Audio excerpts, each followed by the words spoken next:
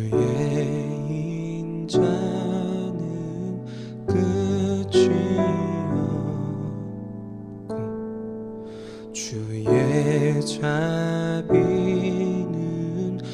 무궁하며 아침마다 새롭고 늘 새로우니 주의 성실이 금이라 성실하신 주님.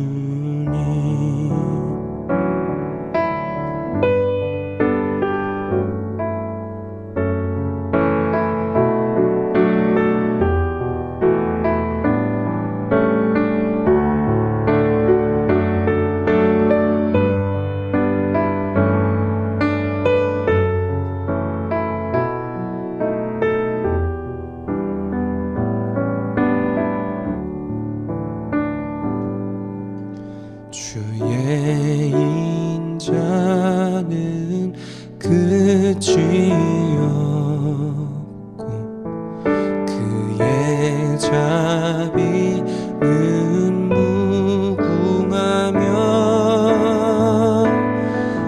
아침마다 새롭고 늘 새로우니 주의 성실이 금이라 성실하신 주님. 아침마다 새롭고 늘 새로우니 주의 성실이 금이라 성실하신 주님.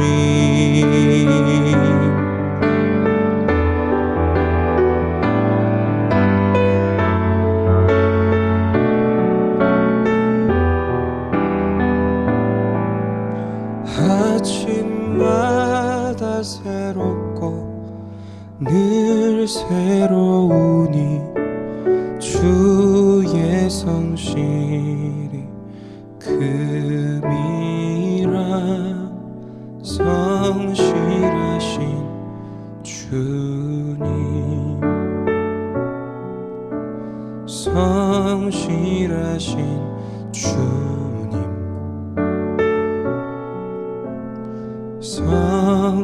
성실하신 주님.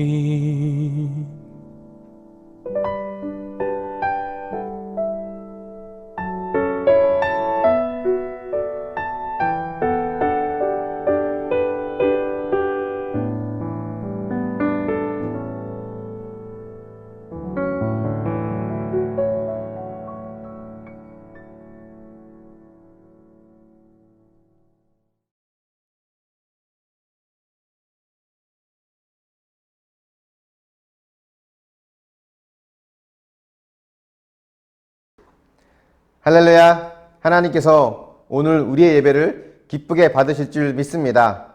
우리 다 함께 사도신경으로 우리의 신앙을 고백하도록 하겠습니다. 나는 전능하신 아버지 하나님, 천지의 창조주를 믿습니다. 나는 그의 유일하신 아들, 우리 주 예수 그리스도를 믿습니다. 그는 성령으로 잉태되어 동정녀 마리아에게서 나시고 본디오 빌라도에게 고난을 받아 십자가에 못 박혀 죽으시고 장사된 지 사흘 만에 죽은 자 가운데서 다시 살아나셨으며 하늘에 오르시어 전능하신 아버지 하나님 우편에 앉아 계시다가 거기로부터 살아있는 자와 죽은 자를 심판하러 오십니다. 나는 성령을 믿으며 거룩한 공교회와 성도의 교제와 죄를 용서받는 것과 몸의 부활과 영생을 믿습니다. 아멘. 하나님은 영이시니 예배하는 자가 영과 진리로 예배할지니라. 아멘. 우리 함께 하나님을 찬양하며 더 예배의 자리로 나아가길 원합니다.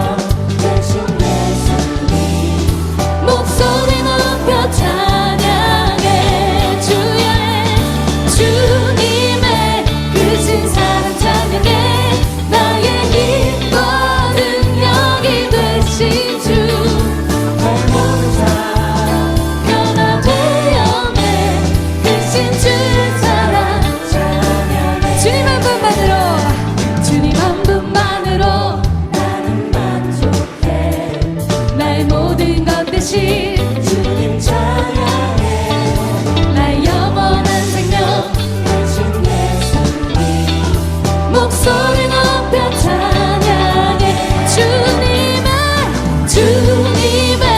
크신 사랑 찬양해 나의 힘과 능력이 되신 주 나의 모든 삶 변화되었네 되신 주의 사랑 여러분과 제가 한번 같이 불러볼까요?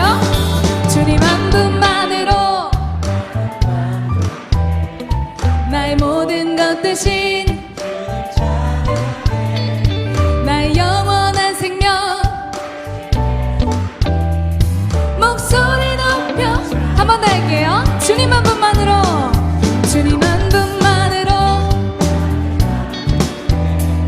나의 모든 것 대신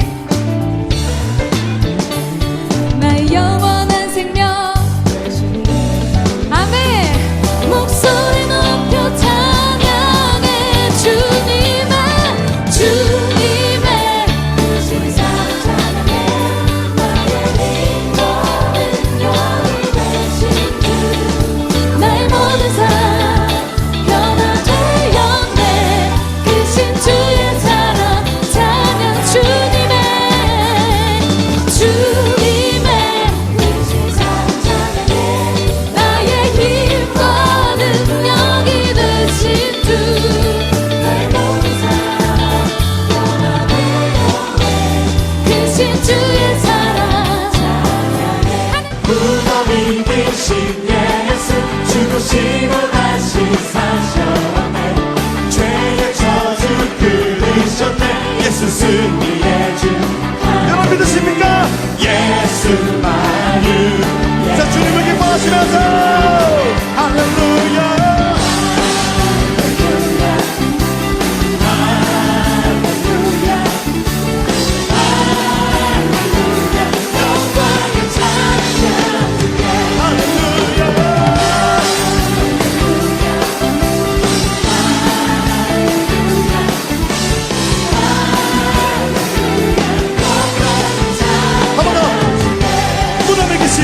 무덤이 되신 예수 죽으시고 다시 사셨네 죄의 저주 끊으셨네 예수 승리의 주 할렐루야 예수만을 주님을 기뻐하시면서 할렐루야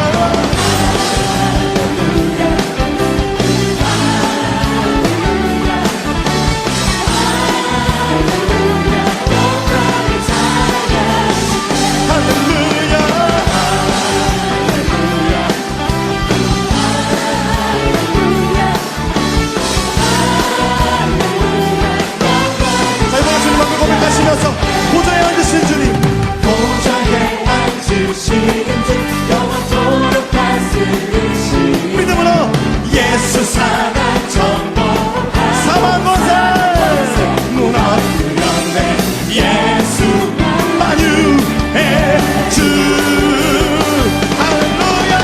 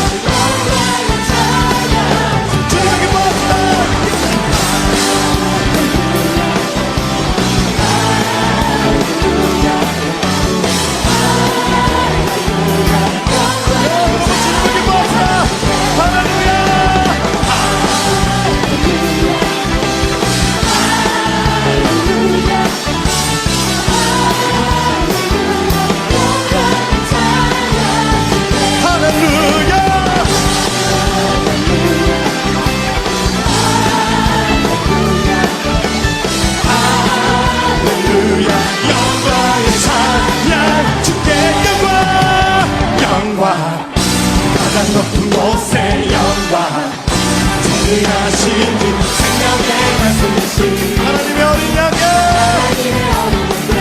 영광 올려드립시다.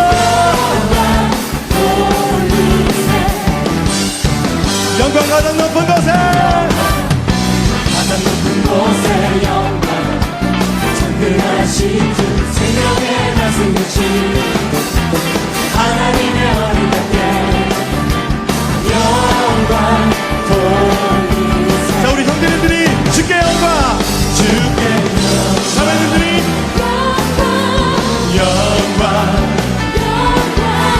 영광, 영광 돌리세. 주께 영광, 예. 영광, 영광, 영광 돌리세. 어린 양께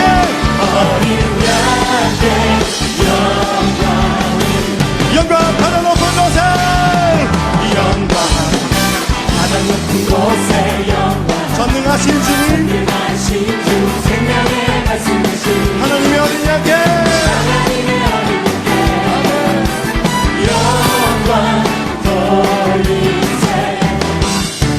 영광 가장 높은 곳에 영광 가장 높은 곳에 영광 전능하신 주 생명의 말씀 되신 하나님의 어린 자께 영광 돌리세. 형제님들이 주께 영광 자매님들이 영광 영광 영광 돌리세. 주께 영광 주께 영광 예.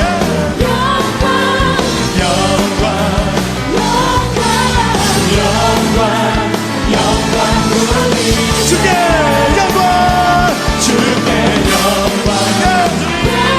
높임을 받으시옵소서. 영광 돌리세. 주께 영광 주께 영광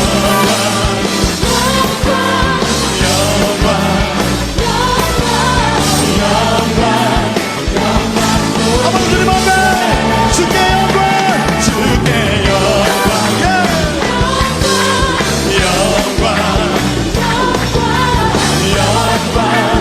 영광 돌리세. 주께 영광 주께 영광 예.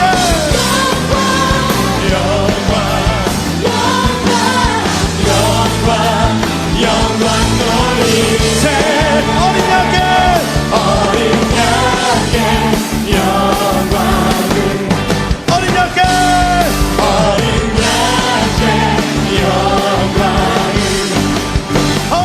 하늘 영광 버리고 이 땅 위에 십자가를 지시고 세상의 무덤에서 일어나 하늘로 올리시네.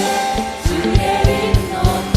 하늘 영광 버리고 하늘 영광 버리고 이 땅 위에 십자가를 지시고 세상의 무덤에서 일어나 하늘로 올리셨네.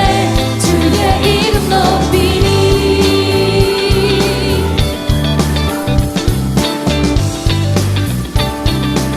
주의 이름 높이며 주의 이름 높이며 주를 찬양하나이다. 나를 구하러 오신 주를 기뻐하나. 주의 이름 높이며 주의 이름 높이며 주를 찬양하나이다. 나를 구하러 오신 주를 기뻐하나이다. 하늘 영광 버리고 이 땅 위에 십자가를 지시고 무덤에서 일어나 하늘로 올리셨네. 주의 이름 높이. 하늘 영광 버리고 하늘 영광 버리고 이 땅 위에 십자가를 지시고 무덤에서 일어나 하늘로 올리셨네. 우리 뜨겁게 선포하며 나아갑시다. 하늘 영광 버리고 하늘 영광 버리고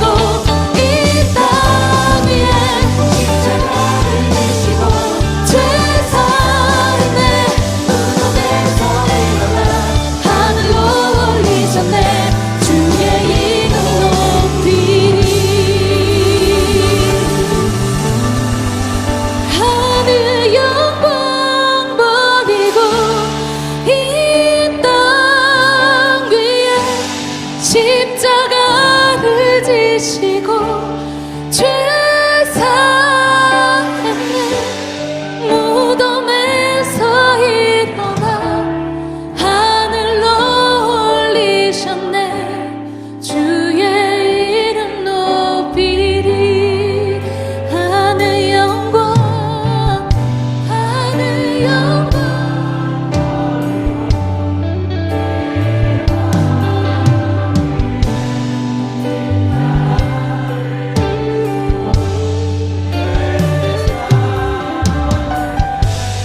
무덤에서 일어나 하늘로 올리셨네. 주의 이름 높이리.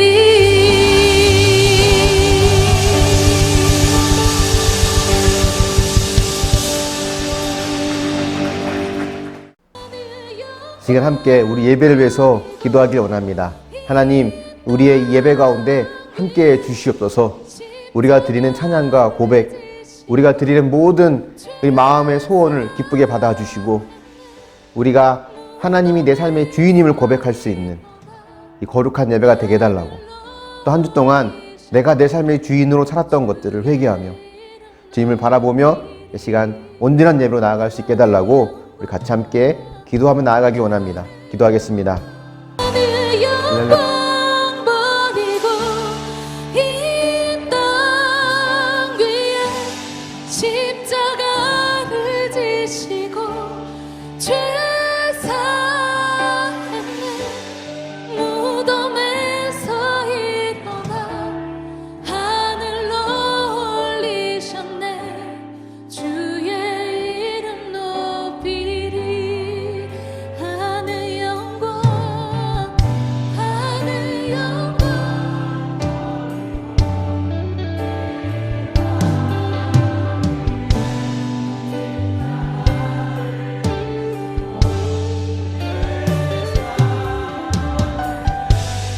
무덤에서 일어나 하늘로 올리셨네. 주의 이름 높이리.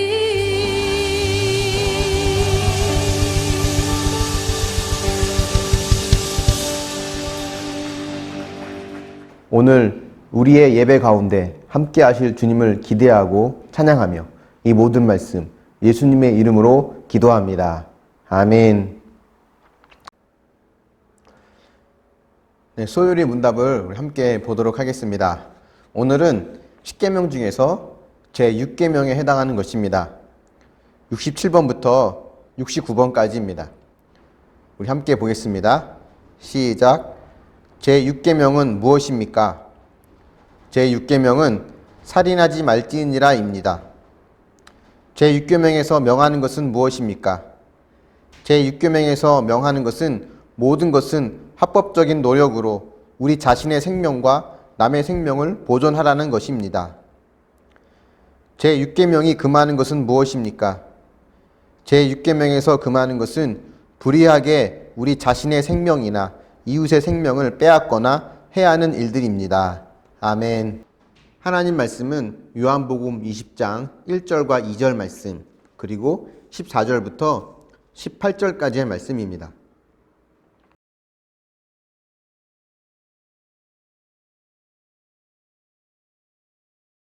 에서 옮겨진 것을 보고 시몬 베드로와 예수께서 사랑하시던 그 다른 제자에게 달려가서 말하되, 사람들이 주님을 무덤에서 가져다가 어디 두었는지 우리가 알지 못하겠다 하니, 이 말을 하고 뒤로 돌이켜 예수께서 서 계신 것을 보았으나 예수이신 줄은 알지 못하더라. 예수께서 이르시되, 여자여 어찌하여 울며 누구를 찾느냐 하시니, 마리아는 그가 동산지기인 줄 알고 이르되, 주여 당신이 옮겼거든 어디 두었는지 내게 이르소서. 그리하면 내가 가져가리이다. 예수께서 마리아야 하시거늘 마리아가 돌이켜 히브리 말로 라보니 하니, 이는 선생님이라는 말이라. 예수께서 이르시되, 나를 붙들지 말라. 내가 아직 아버지께 올라가지 아니하였노라. 너는 내 형제들에게 가서 이르되, 내가 내 아버지 곧 너희 아버지 내 하나님 곧 너희 하나님께로 올라간다 하라 하시니, 막달라 마리아가 가서 제자들에게 내가 주를 보았다 하고 또 주께서 자기에게 이렇게 말씀하셨다 이르니라. 아멘. 네, 교회 소식을 전해드리겠습니다. 오늘 우리가 부활주일 감사 예배로 하나님께 드리고 있는데요.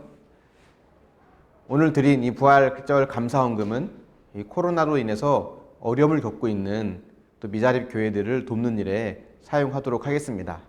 여러분들 많이 참여해 주시고 함께 해주시면 감사하겠습니다.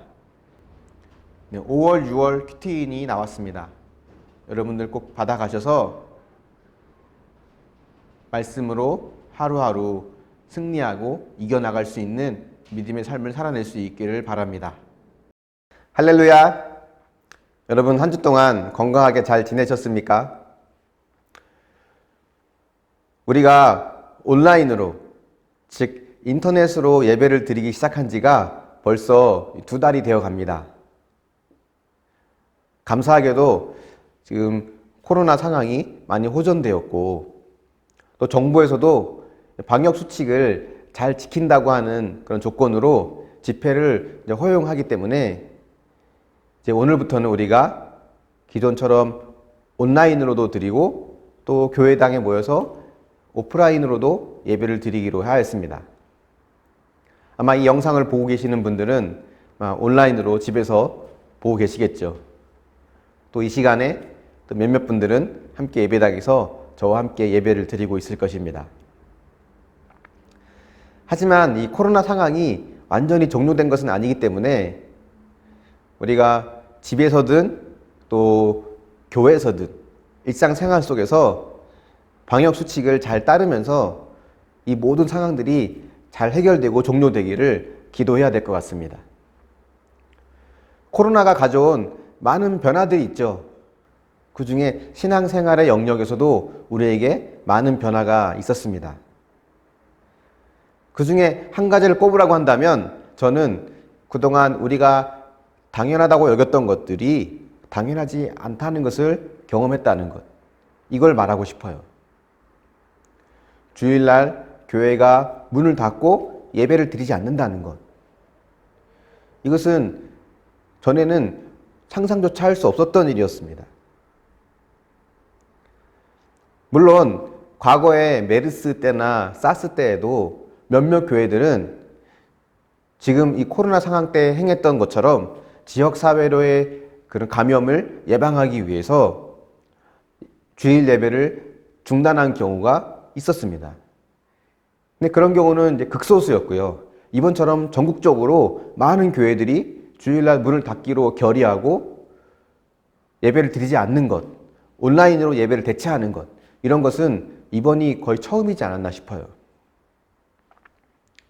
그뿐 아니라 부활절도 2주 뒤로 연기했습니다.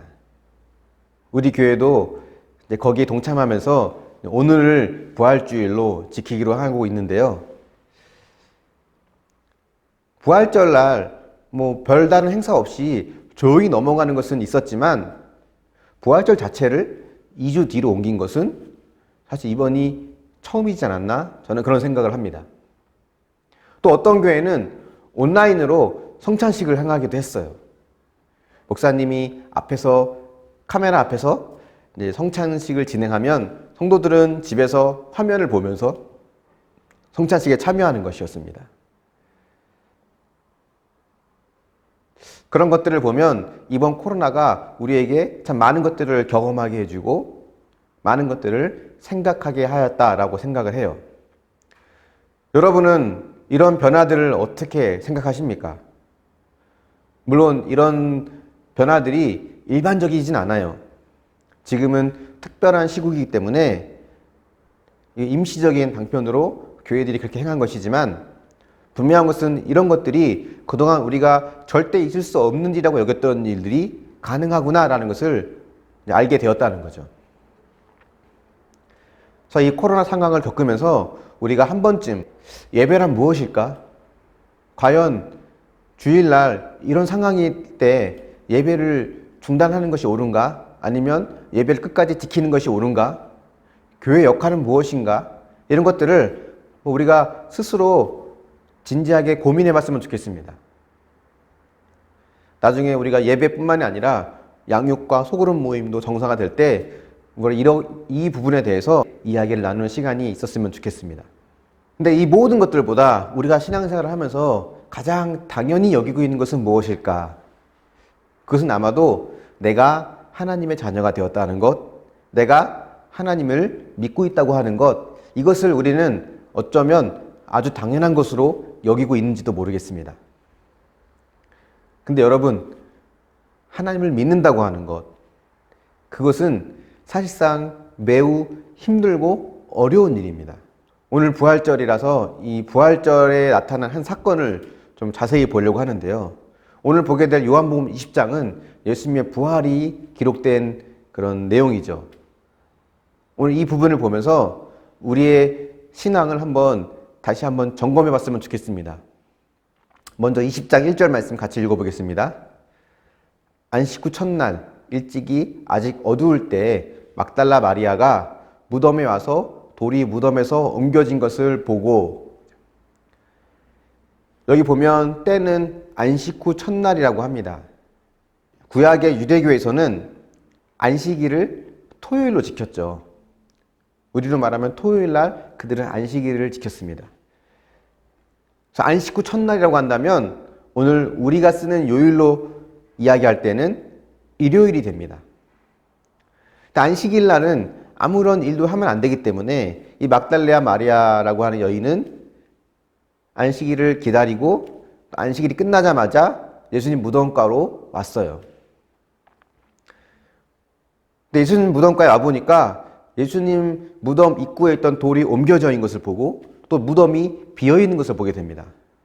복음서에 보면 예수님 자신이 십자가에 못 박혀 죽으시고 또 3일 만에 다시 살아날 것이라고 하는 것을 제자들에게 여러 차례 말씀하셨어요. 성경에 기록된 것 외에도 아마 많이 말씀하셨을 것입니다. 제자들뿐 아니라 예수님을 따르는 무리들, 여인들, 오늘 나오는 막달라 마리아에게도 예수님은 말씀하셨을 거예요. 그래서 그 당시에 예수님이 부활하셨다라고 그런 이야기를 하셨다는 것은 많은 사람들에게 파다하게 퍼져 있었습니다. 그래서 대제사장이라든가 이런 종교 지도자들이 예수님을 장사 지내고 난 다음에 혹 제자들이 와서 그 예수님의 시신을 훔쳐가고 예수님이 부활하셨다라고 소문을 퍼뜨릴까봐 경비병들을 세우잖아요.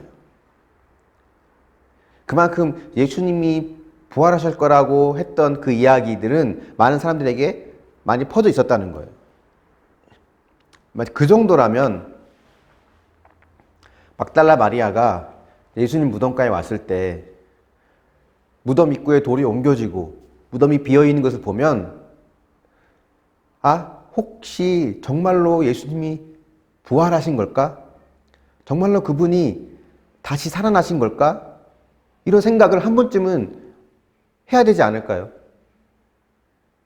근데 여러분, 막달라 마리아의 반응이 어떤지 한번 우리 2절을 보겠습니다. 시작. 시몬 베드로와 예수께서 사랑하시던 그 다른 제자에게 달려가서 말하되 사람들이 주님을 무덤에서 가져다가 어디 두었는지 우리가 알지 못하겠다 하니. 지금 막달라 마리아가 베드로와 예수께서 사랑하시던 그 다른 제자 요한을 말합니다. 베드로와 요한에게 가서 뭐라고 말하냐면 누가 예수님의 시신을 어디다 옮겼는데 누가 어디에 옮겼는지 모르겠다는 거예요. 그러니까 다시 말하면 막달라 마리아의 머릿속에는 혹시 예수님이 진짜로 부활하신 것은 아닐까? 물론 그 이야기를 들었을 때 그 당시에는 말도 안 되는 일이라고 여겼겠지만 지금 보니까 진짜로 부활하신 건가 보네? 라고 하는 생각을 단 1%도 하지 않았다는 겁니다.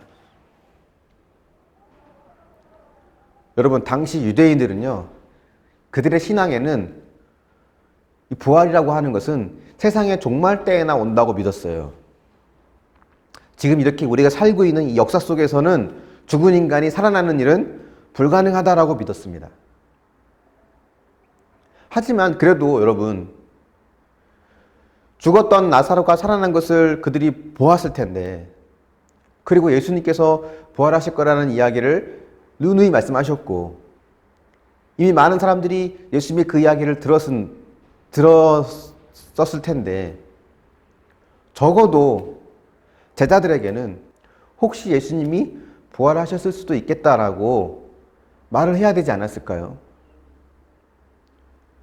아예 그 막달라 마리아의 머릿속에는 예수님의 부활은 전혀 들어있지 않았다는 거예요.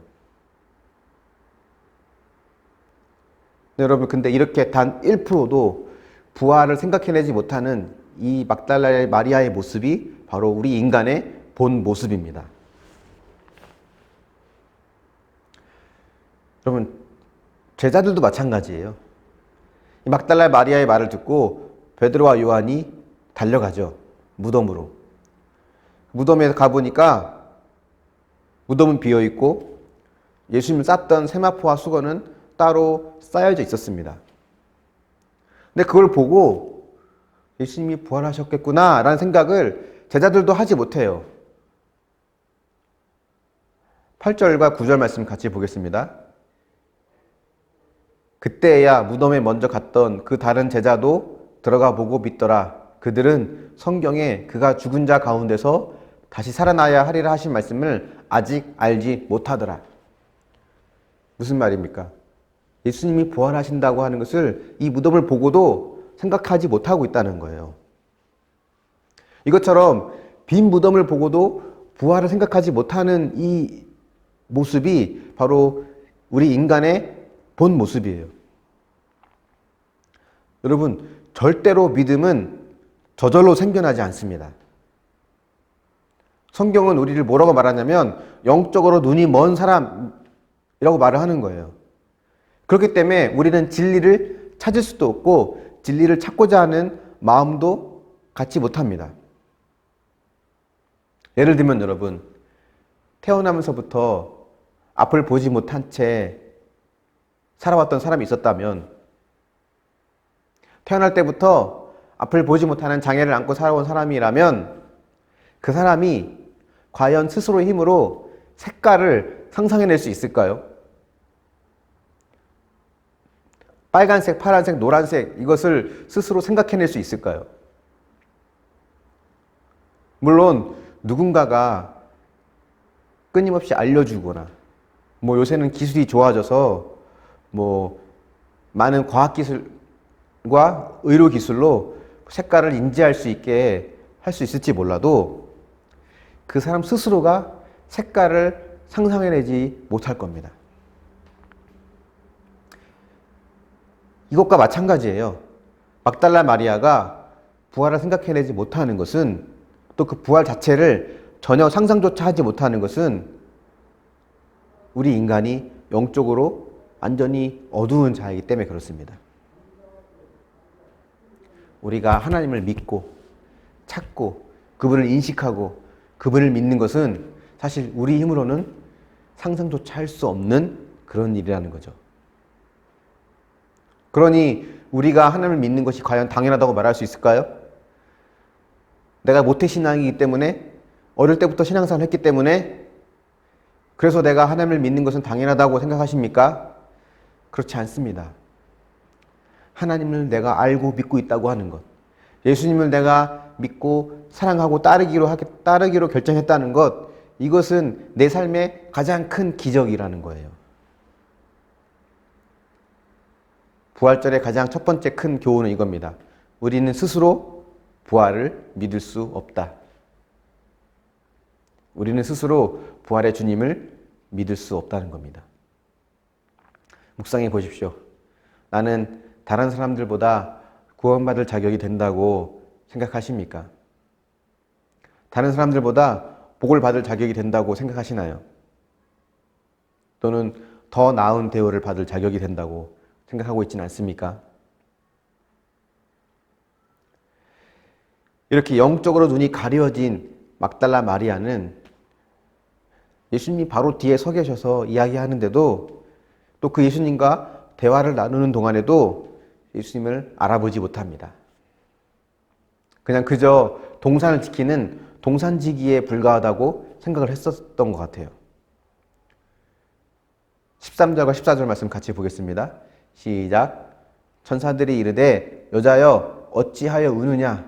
이르되 사람들이 내 주님을 옮겨다가 어디 두었는지 내가 알지 못함이니이다. 이 말을 하고 뒤로 돌이켜 예수께서 서 계신 것을 보았으나 예수이신 줄은 알지 못하더라. 이렇게 눈이 가려진 막달라 마리아, 이 여인을 예수님은 어떻게 눈을 뜨게 하는가 한번 오늘 이걸 볼 텐데요. 예수님은 그 여인에게 질문을 던지시죠. 15절에 보면 어찌하여 울며 누구를 찾느냐? 이 여인에게 이렇게 묻습니다. 성경에는요, 하나님의 질문이 종종 나와요. 아담아, 내가 어디 있느냐? 또 야곱에게는 내 이름이 무엇이냐? 요나에게는 네가 성내는 것이 옳으냐?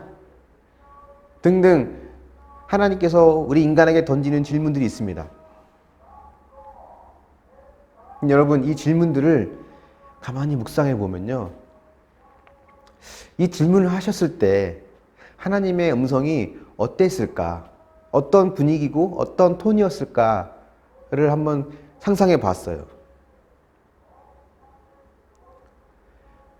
모든 순간이, 모든 질문이 하나님께서 부드럽고 사랑에 가득한 마음을 담은 그런 말씀으로 질문하셨을 거라는 생각이 듭니다. 눈이 가리워서 빛 대신 주님을 알아보지 못하는 그 영혼들을 향한 안타까운 마음, 그들을 불쌍히 여기는 마음, 그런 한없는 주님의 사랑을 담은 그 목소리로 질문을 하셨었던 것 같아요. 막달라 마리아에게도 마찬가지입니다. 어찌하여 울며 누구를 찾느냐? 하지만 이 막달라 마리아는 주님을 알아보지 못합니다. 계속해서 시신을 어디로 옮겼다면 어디로 옮겼는지 알려달라고 이야기를 하죠. 그러니까 이게 사실 우리의 모습이에요. 자기 생각과 고집에 갇혀 있어서 주님의 음성을 듣지도 못하고 이해하지도 못하는 게 우리의 모습입니다.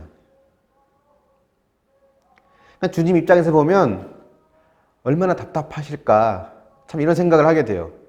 몇 번을 이야기했고 또 적들은 경비병까지 세우면서 이 부활을 경계하고 있는데, 정작 예수님과 함께 했던 사람들, 예수님 말씀을 가까이서 들었던 사람들은 그 부활이라고 하는 것을 기억조차 하지 못하고 상상조차 하지 않고 있다는 거예요. 죽은 인간이 살아날 수 있다고 하나, 살아날 수 있는 것은 불가능하다, 절대 그런 일은 있을 수 없다고 하는 그런 고정관념에 갇혀 있어서 벗어나지 못하고 있는 그들을 보면 참 주님의 마음도 답답하셨을 거라 생각이 듭니다. 그래도 주님은 포기하지 않으세요.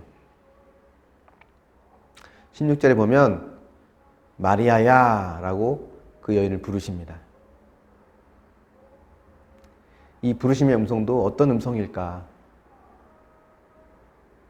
너는 왜 내가 그렇게 말했던 것을 기억조차 하지 못하고 있느냐라고 하는 그런 책망의 목소리, 분노의 목소리가 아니라 사랑이 담긴 따뜻한 그런 음성으로 부르셨을 것 같아요.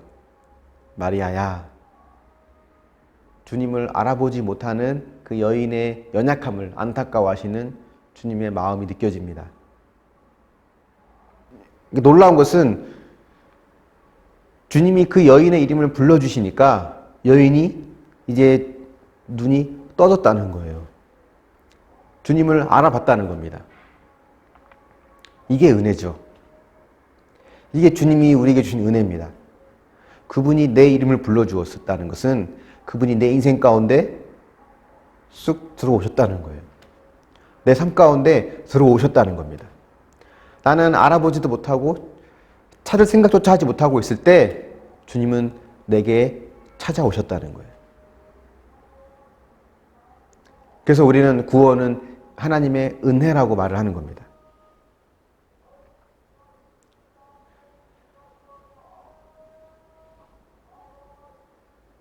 구원을 위해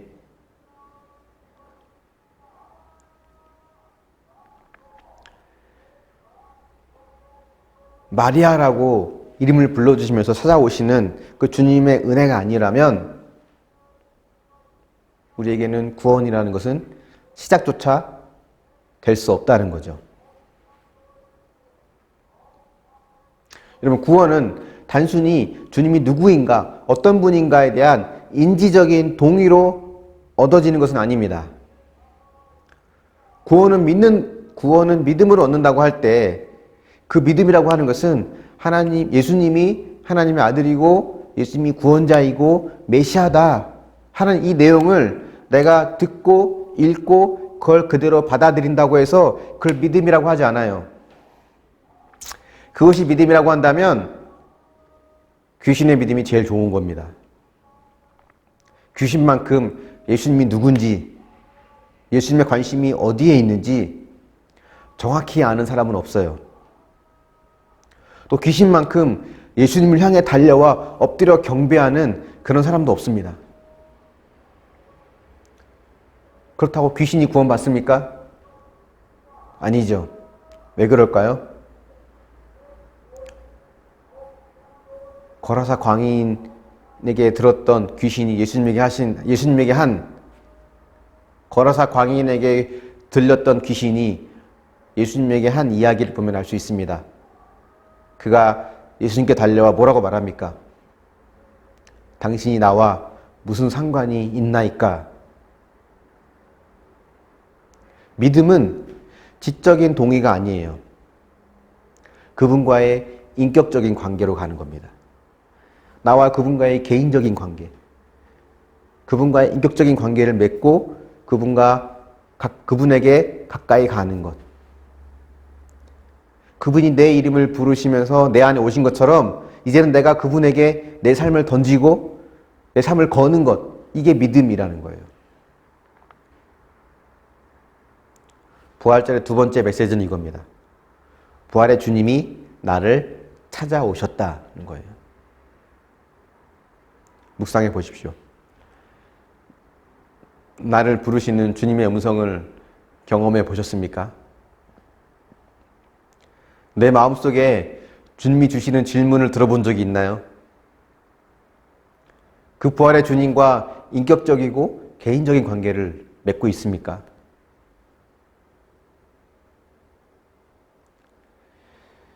예수님을 알아본 이 막달라 마리에게 주님이 하신 말씀이 있죠. 17절 말씀 보겠습니다. 여기 보면 이렇게 되어 있어요. 너는 내 형제들에게 가서 이르되 내가 내 아버지 곧 너의 아버지 내 하나님 곧 너희 하나님께로 올라간다 하라 하시니, 다시 말하면 부활을 전하라는 거예요. 부활의 목격자로 이 소식을 전하라는 겁니다. 이 막달라 마리아를 부활의 첫 증인으로, 이 부활의 소식을 전할 메신저로 하나님이 선택하신 거죠. 여러분, 이 예수님 당시에는요, 그 사회가 매우 가부장적인 사회였습니다. 남성 중심의 사회였어요. 여성들의 지위는 아주 매우 낮았습니다. 여러분, 성경에 나오는 사람의 숫자에서 여자들은 포함되지 않는다는 거 여러분 아시죠? 당시 그 기준으로 따지면요, 우리 교회 성도 몇 명이냐 누가 물어봤을 때는요, 제가 딱 2명이라고 말할 수밖에 없어요. 한기환 지사님이랑 저.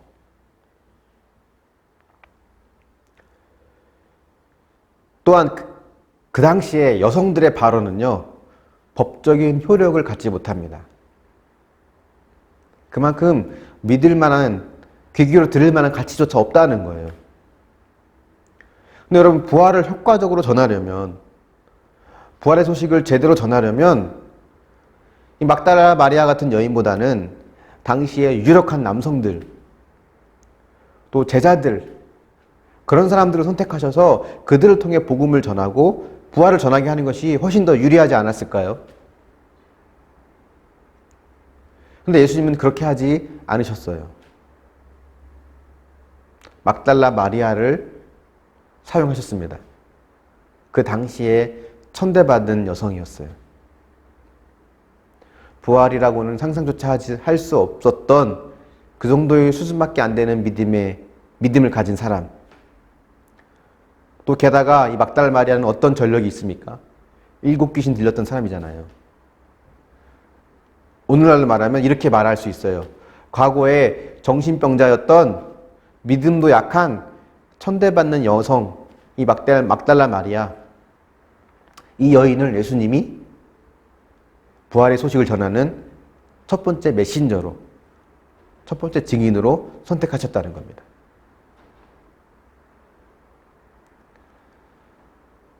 이 막달라 마리아를 선택한 주님의 마음은 어땠을까요? 어떤 마음으로 선택하신 걸까요?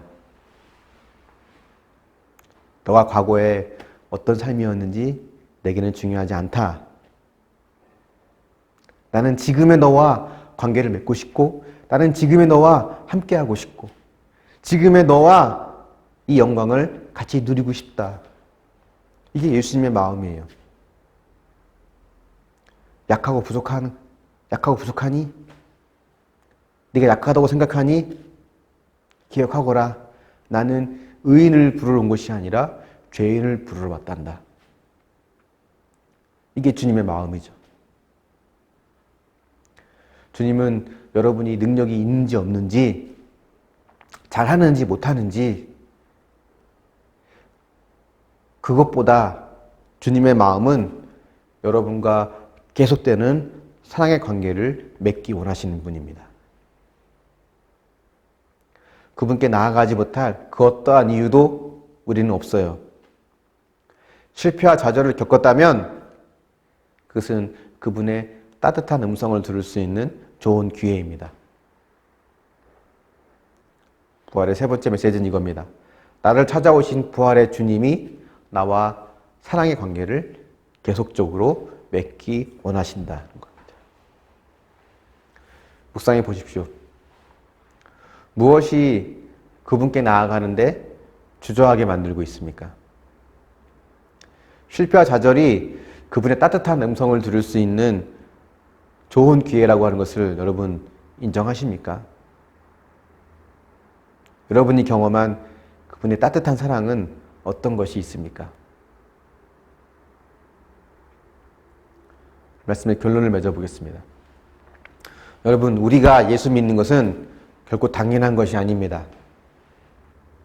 모태신앙이라고 해서, 착하다고 해서 내가 하나님을 믿게 되었다고 하는 것 절대 아닙니다. 우리는 영적으로 눈이 가려진 자예요. 태어나면서부터 앞을 보지 못하는 사람이 색깔을 상상할 수 없었던 것처럼 우리는 하나님을 찾을 수도, 만날 수도, 경험할 수도 없는 자들입니다. 주님의 부활은 이런 암흑 속에 있는 나에게 빛으로 오시는 역사적인 사건이에요. 그리고 그분은 나를 찾아오셨습니다. 마리아야 라고 부르시면서 찾아오신 것처럼 우리를 부르시면서 우리 인생 가운데 들어오셨어요. 그래서 그것을 우리는 은혜라고 합니다. 그리고 그렇기 때문에 구원을 선물이라고 하는 거예요. 여러분이 그분을 만나셨다면 이제는 여러분 그분을 위해 사십시오. 그분을 위해 여러분의 삶을 던지시고 그분을 위해 여러분의 삶을 드리십시오. 그것은 선교해라, 전도해라, 매일 기도해라 이런 차원의 것이 아닙니다. 그분에게 내 삶을 드린다고 하는 것은 그분과 친밀하고 따뜻한 사랑의 관계를 계속해서 이어간다는 걸 말합니다. 내가 어떤 사람이든, 내가 어떤 실패와 좌절을 경험했든 연약한 죄인인 나를 떠나지 않으시고 나를 기뻐하시는 그 사랑을 우리가 알고 그분께 나아가야 된다는 거예요. 그것이 그분을 위해 사는 삶입니다. 그 부활의 주님과 영원히 함께하는 저와 여러분이 될 수 있기를 예수님의 이름으로 축원합니다. 아멘. 우리 함께 찬양하며 주님께 나아가길 원합니다.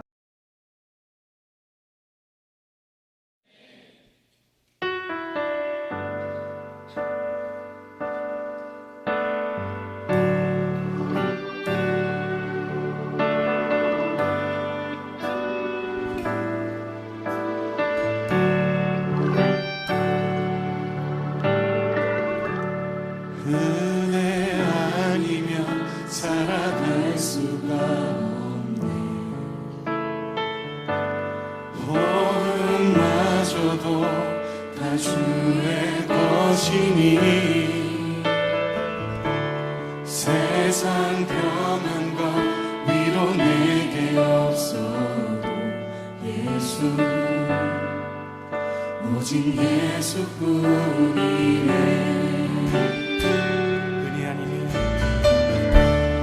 은혜 아니면 살아갈 수가 없네. 마저도 다 주의 것이니 세상 평안과 위로 내게 없어 예수 오직 예수뿐이네.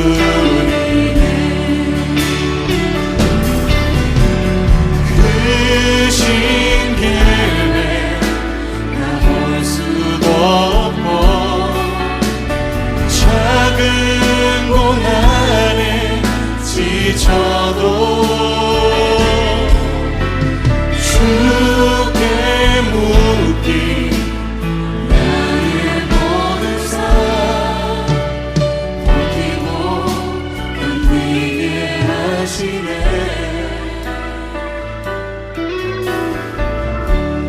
은혜 아니면 살아갈 수가 없네.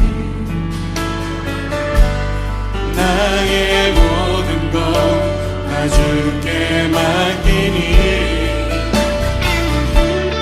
참된 평안과 위로 내게 주신 주 예수 오직 예수뿐이네.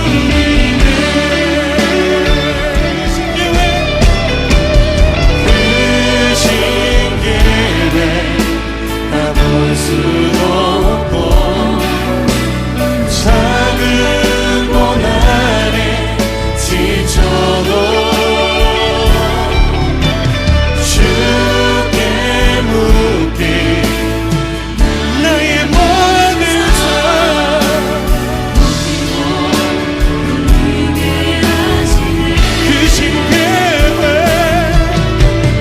그 신계회 가볼 수도 없고 작은 고난에 지쳐도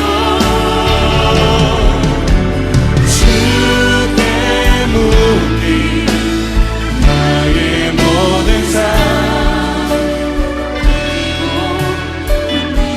여러분들만 고백하시겠습니까? 그 신계회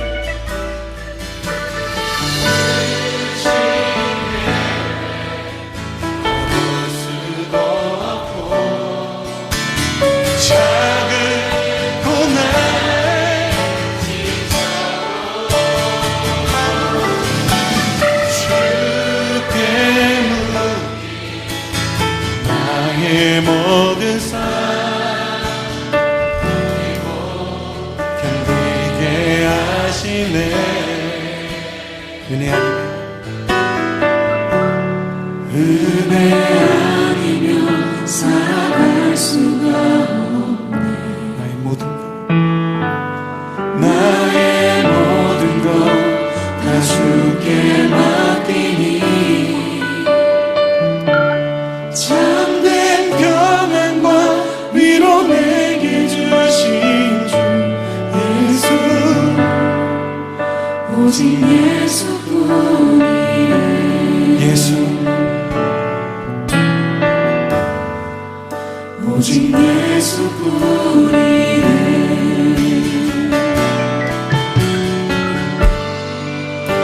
오직 예수뿐이네. 참된 평안과 위로 내게 주신 오직 예수. 이 시간 우리 말씀을 기억하면서 기도의 자리로 나아가길 원합니다. 하나님, 내가 다른 사람들보다 더 구원받을 자격이 있고 복을 받을 자격이 있고 더 나은 대우를 받을 자격이 있다고 생각했던 마음들을 다 내려놓길 원합니다. 나의 이런 교만한 마음을 하나님 용서하여 주시고 무엇보다 하나님 주님과의 인격적이고 친밀한 관계 속으로 매일매일 나아갈 수 있도록 함께 해달라고, 내 마음속에 주시는 주님의 음성을 들을 수 있는 귀를 열어달라고. 무엇보다 실패하고 좌절하는 가운데 있을 때에도 변함없이 나를 찾아오시는, 또 내 이름을 불러주시며 내 삶 가운데 찾아오시는 따뜻한 주님의 사랑을 날마다 경험할 수 있도록 하나님 함께 해달라고 이 시간 말씀을 기억하면서 주님께 나아가길 원합니다. 같이 기도하겠습니다. 은혜 아니면 은혜 아니면 살아갈 수가 없네. 마음마저도 나 주의 것이니 세상 평안과 위로 내게 없어. 예수 오직 예수뿐이네. 그 신길에 가볼 수도 없고 작은 고난에 지쳐도 주께 묻기 나의 모든 삶 버티고 견디게 하시네.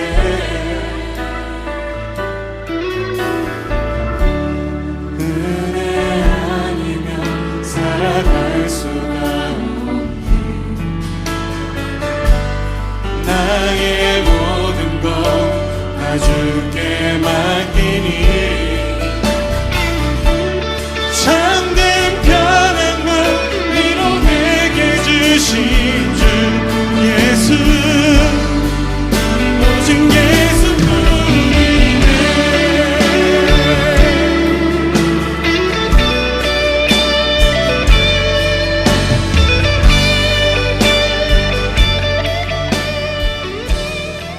할렐루야. 사랑의 하나님, 코로나로 인해서 하나님 부활절을 2주 뒤로 미룬 오늘 또 드리는 가운데 있습니다. 하나님, 이 부활의 주님께서 막달라 마리아를 찾아오신 그 사건이 하나님 또 우리 삶 가운데 찾아오시는 주님의 은혜와 동일함을 보게 됩니다.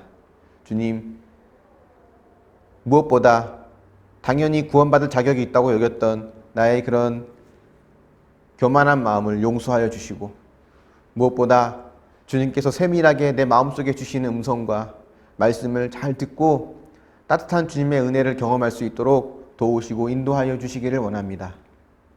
내 인생 가운데 찾아오신 주님, 마리아야 라고 불러주시면서 막달라 마리아의 눈을 열어주신 주님, 그 부활의 주님께서 오늘 이 시간 우리에게도 찾아오시기를 원합니다. 주님과의 깊은 친밀한 인격적인 관계를 매일매일 하나님 누리며 이뤄갈 수 있도록 도우시고 인도하여 주시옵소서. 주님의 그 따뜻한 사랑을 힘입어서 지금의 이 삶을 믿음으로 살아내길 원합니다. 하나님 은혜를 더하여 주시고 붙잡아 주시옵소서. 어떤 실패와 좌절 가운데서도 이 연약한 죄인을 떠나지 않으시는 주님의 그 사랑을 기뻐하면서 그분을 위해 살 수 있는 믿음의 삶이 되게 하여 주시옵소서.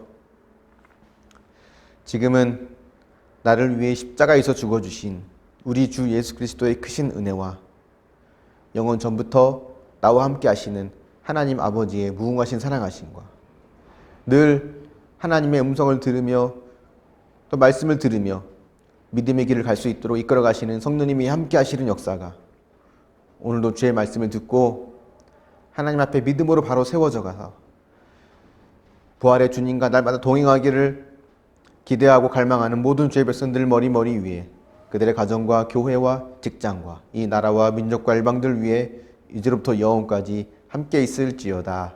아멘. 무덤이 되신 예수 죽으시고 다시 사셨네. 죄의 저주 끊으셨네. 예수 승리의 주. 여러분 믿으십니까? 예수만을 자, 주님을 기뻐하시면서 할렐루야.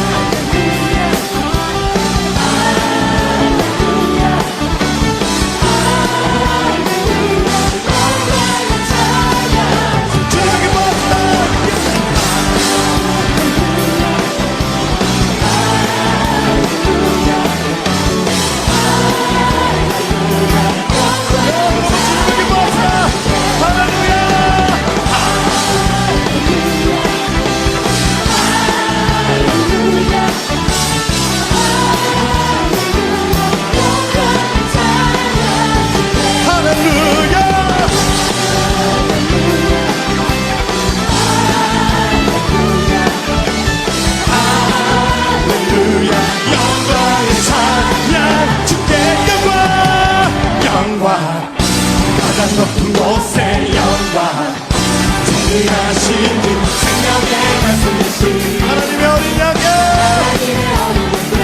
영광 돌려드립시다 영광 가장 높은 곳에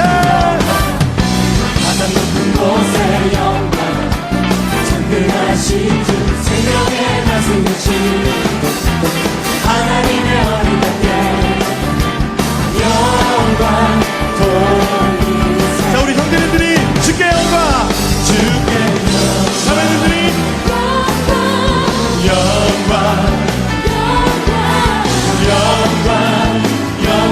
돌리세 주께 영광 영광 돌리세 어린 양께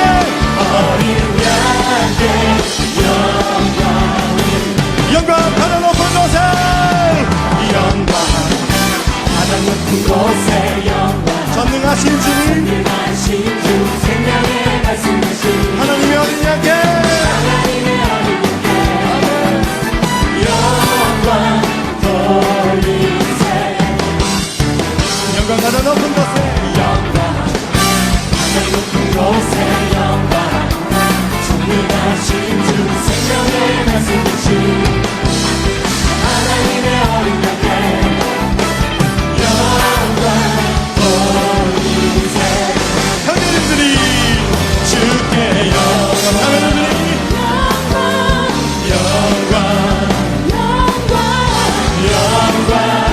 영광 돌리세